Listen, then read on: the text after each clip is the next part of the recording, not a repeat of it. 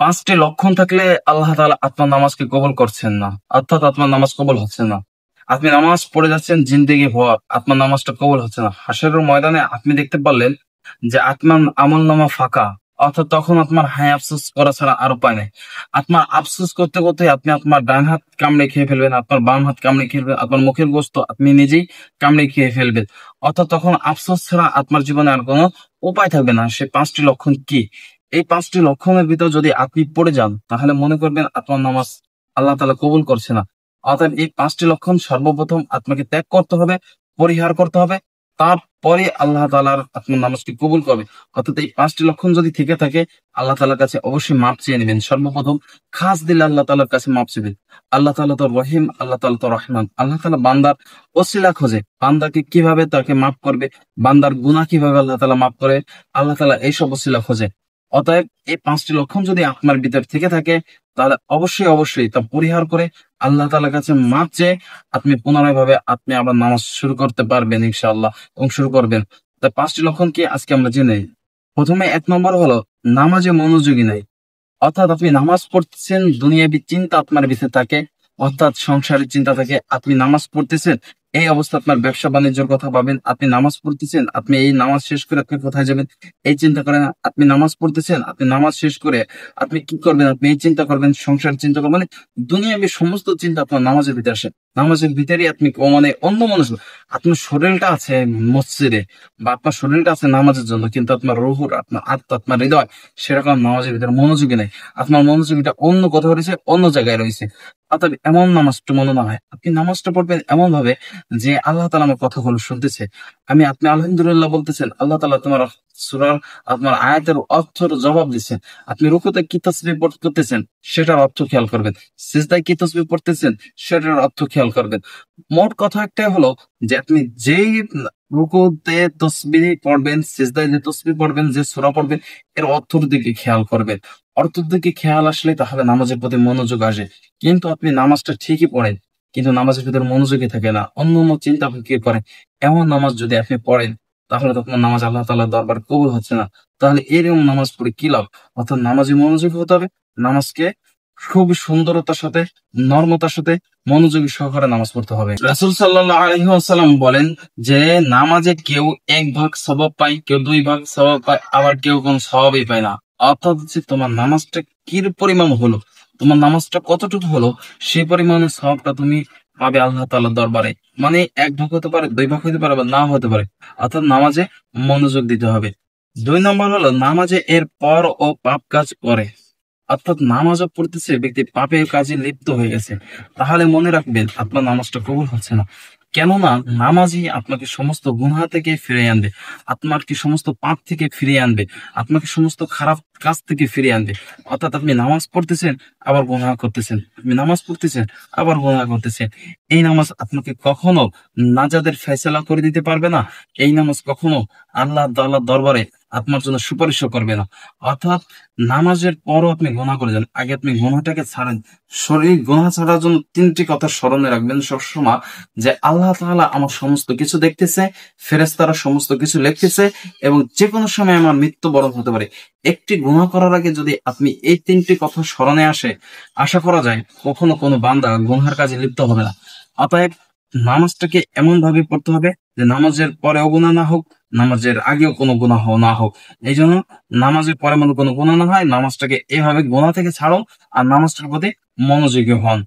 2 নম্বর। 3 নম্বর গেল তাড়াহুড়ো করে নামাজ পড়া। অর্থাৎ কিছু মানুষ এতটা তাড়াহুড়ো করে নামাজ পড়ে, মানে নামাজটা মানে ঠিক আছে অতি ফাস্ট, মানে দেখা যাচ্ছে কি খুবই দ্রুততার সাথে নামাজ পড়ে, কোন একটা প্রেশার, কোন একটা চিন্তা, বা কোন একটা ফিকির নিয়ে নিয়ে আসে, বা তাড়াহুড়ো করে নামাজটা পড়ে বের হয়ে যায়। কিন্তু দেখা যায় আসলে তা না। আপনি যখন নামাজের জন্য মসজিদে আসবেন, নামাজের অপেক্ষা যতক্ষণ পর্যন্ত আপনি করবেন, ততক্ষণ পর্যন্ত কবুলিয়তের নামাজের সওয়াব কলম আপনার আমলনামায় আল্লাহ তাআলা দিবে। তাহলে এবার হিসেব করো যে আপনি যত সময় মসজিদে থাকতে পারতেছেন, আপনার জন্য নেকি হচ্ছে, আপনার দ্বারা কোনো গুনাহ হচ্ছে না। অতএব আপনি যদি তাড়াহুড়া করে নামাজ পড়ে তাড়াতাড়ি বেরিয়ে যান, তাহলে কলাম নামাজ হবে না। এক ব্যক্তি এরকম তাড়াহুড়া করে নামাজ পড়তেছে, রাসূল সাল্লাল্লাহু আলাইহি ওয়াসাল্লাম দেখলেন, দেখার পর বললেন তুমি আবার নামাজ পড়ো। তিনি আবার নামাজ পড়লেন, আবার নামাজ পড়ার পর রাসূল সাল্লাল্লাহু আলাইহি ওয়াসাল্লাম বললেন তুমি আবার পড়ো। এইভাবে 3 বার নামাজ পড়লেন। তিনবার নামাজ পড়ার পর রাসূল সাল্লাল্লাহু আলাইহি ওয়াসাল্লাম তারপরও তাকে তিনবারই নামাজ পড়ে। পরে জিজ্ঞাসা করলো যে কারণটা কি? কারণটা তখন রাসূল সাল্লাল্লাহু আলাইহি ওয়াসাল্লাম বলেন, তোমার নামাজ আদায় সম্পূর্ণ হচ্ছে না। কেননা তুমি নামাজের ভিতরে অনেক তাড়াহুড়া করতেছো। নামাজের ভিতরে তোমার কোনে দেখা যাচ্ছে অনেক প্রেশানে, অনেক চিন্তিত দেখা যাচ্ছে। তুমি নামাজটাকে অতি দ্রুত ভাবে শেষ করতে চাও। অতএব তোমার এই নামাজ কখনো আল্লাহ তাআলার দরবারে কবুল হবে না। এখন বিষয় হলো গিয়ে আপনি কি তাড়াহুড়া করে নামাজ পড়েছেন কিনা, তাড়াহুড়া করে নামাজ পড়েন কিনা, এটা আপনাকে দেখতে হবে। যদি তাড়াহুড়ো করে আপনার নামাজ পড়ে থাকে, তাহলে আপনার নামাজ কলম কবুল হচ্ছে না। ৪ নম্বর হচ্ছে সময় মতো নামাজ পড়া। অর্থাৎ সময় মতন অনেক মানুষ নামাজ পড়ে না। জোহরের নামাজকে আসরের ভিতরে নিয়ে যায়, আসরের নামাজকে মাগরিবে নিয়ে যায়, মাগরিবি নামাজকে ইশায় নিয়ে যায়। অর্থাৎ সময় মতন সে নামাজের কদর করে না। অর্থাৎ দেখেন, রাসূল সাল্লাল্লাহু আলাইহি ওয়াসাল্লাম বলেন, ওই নামাজ সবচেয়ে প্রিয় এবং ওই ব্যক্তি সবচেয়ে প্রিয় যে কিনা সময় মতো নামাজ পড়ে। এখন আপনি একটা জিনিস ভাবেন, আপনার মোবাইলে যখন ফোন আসে, আপনি সমস্ত ব্যস্ততা ছেড়ে হোক, আপনি ফোনের কাছে চলে যান। আপনাকে কোনো একজন প্রিয় মানুষ ডাকলো, আপনি সমস্ত ব্যস্ততা ছেড়েও তার কাছে চলে যান। অর্থাৎ দেখা যাচ্ছে আপনাকে দুনিয়াবি কোন একটি ডাক দিল কেউ, কিন্তু আপনি সেই কাজে সাড়া দিলেন সাথে সাথে। কিন্তু মহান রব্বুল আলামিন তো রিজিক দাতা। তিনি তো আপনাকে সুস্থ রেখেছে, তিনি তো আপনাকে পালন করতেছে, তিনি আপনাকে সমস্ত কিছু করতেছে। আপনাকে আল্লাহ রব্বুল আলামিন সময় মতন ডাক দিয়েছেন। আপনার তো উচিত সমস্ত দুনিয়াবি কাজ ছেড়ে আমার রবের দরবারে সময়ের মতন ডাকে সাড়া দিয়ে। অর্থাৎ হলো কি, আপনার দুনিয়াবি যতই কাজ থাকুক না কেন, সমস্ত কাজকে ফেলে দিতে হবে। অর্থাৎ নামাজকে বলা যাবে না যে আমি পরে, অর্থাৎ কাজকে বলতে হবে যে আমি পরে করব কাজ, আগে হলো নামাজ। অর্থাৎ নামাজটা যখন আপনি সময় মতন পড়বেন, তখন এই সময় নামাজটাই আল্লাহ তাআলার দরবারে কবুলিয়ত সময়। আপনি যদি সময় মতো নামাজটা না পড়েন, দেখছেন রাসূল সাল্লাল্লাহু আলাইহি ওয়াসাল্লাম বলেছেন যে ওই নামাজটা প্রিয় এবং ওই ব্যক্তিও প্রিয় যে কিনা সময় মতো নামাজ পড়ে। অর্থাৎ সময়ের প্রতি কত গুরুত্বপূর্ণ হতে হবে। সময়ের প্রতি তুমি গুরুত্ব হন, সময় মতো নামাজটা পড়ুন, সময়ের কে গুরুত্ব দেন। যেটা যে সময় একবার আসে, ওই সময়টা পুনরায় ফের আর আসবে না, আর পুনরায় আসেও না। অর্থাৎ সময় মতন যখন আপনি নামাজ পড়তেছেন, নামাজের ভিতরে আপনি একটা শান্তিও পাবেন। আপনি যখন সময় ছাড়া নামাজ পড়বেন, তখন তো আপনি একাকিত্ব নামাজ পড়বেন। আর একাকিত্ব নামাজ পড়লে কারণ আপনাকে শয়তানে বেশি ধোঁকা দেবে, আপনার এই নামাজটা বেশি সওয়াবের অধিকার হবে। জামাতে নামাজ পড়লে একাকিত্ব নামাজের থেকে ২৭ গুণ সওয়াব পেলে আপনি বেশি পাবেন। অর্থাৎ হিসেব করে দেখুন যে আপনি যখন জামাতের সাথে সময় মতো নামাজ পড়তেছেন, আপনি কালাম সওয়াবের বেশি অংশীদারি আছেন। আপনি যদি সময় মতো নামাজ না পড়ে, তাহলে কালাম দেখা যাচ্ছে আপনার শয়তানে ধোঁকা দিতে পারে, নামাজের মনোযোগও থাকবে না, তাড়াহুড়ো করে নামাজ পড়বেন, সুন্নত পড়বেন না, খালি ফরজ পড়ে চলে আসবেন। একটি ছাগলের পাল থেকে যদি একটি ছাগল আলাদা হয়ে যায়, তাহলে কলাম বাঘে কলাম অবশ্যই এটাকে স্বীকার করে। ঠিক তেমনি আপনি যখন জামাতের সাথে নামাজ পড়বেন, আপনাকে শয়তান ধোঁকা দিতে পারবে না। আর আপনি যখন জামাতের সাথে নামাজ না পড়বেন, সময় মতো নামাজটা না পড়বেন, তাহলে শয়তান আপনাকে ধোঁকা দিবে, আপনার নামাজের মনোযোগী থাকে না, তাড়াহুড়ো করে নামাজ পড়বেন। এটাই হলো মেন কারণ। অর্থাৎ সময়ের কদর করুন আর সময় মতো নামাজ পড়বেন। এভাবে ৫ নম্বরটা হলো অহংকার করা। অর্থাৎ নামাজ পড়ে অনেক মানুষ অহংকার করে। নামাজ পড়তেছে সে মনে করেন যে আমি অনেক ভালো হয়ে গেছি, অনেক নামাজি হয়ে গেছি, বা এরকম কোন চিন্তা করে এরকমটা করা। রাসূল সাল্লাল্লাহু আলাইহি ওয়াসাল্লাম বলেন, যে ব্যক্তির দিলের ভিতরে এক পরিমাণ অর্থাৎ হিংসা থাকলো, অহংকার থাকলো, সে ব্যক্তি জান্নাতে প্রবেশ করে না।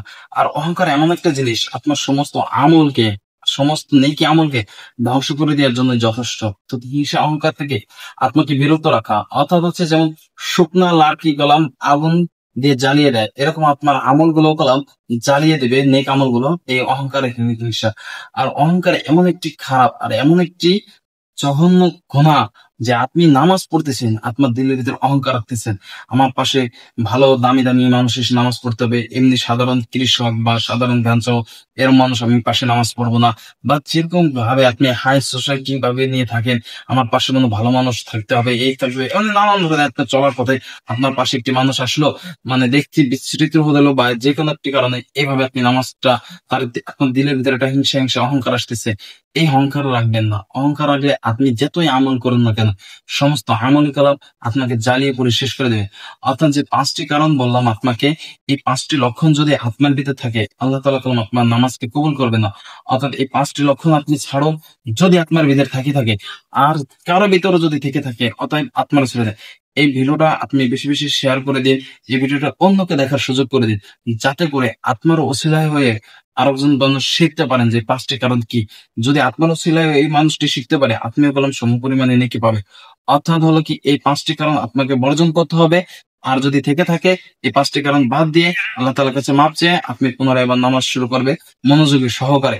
আর এই 5টি কারণ যদি না থাকে তাহলে তো আলহামদুলিল্লাহ, আল্লাহ তাআলা প্রত্যেকটি মানুষকে এই 5টি কারণ থেকে হেফাজত করুক। আমিন।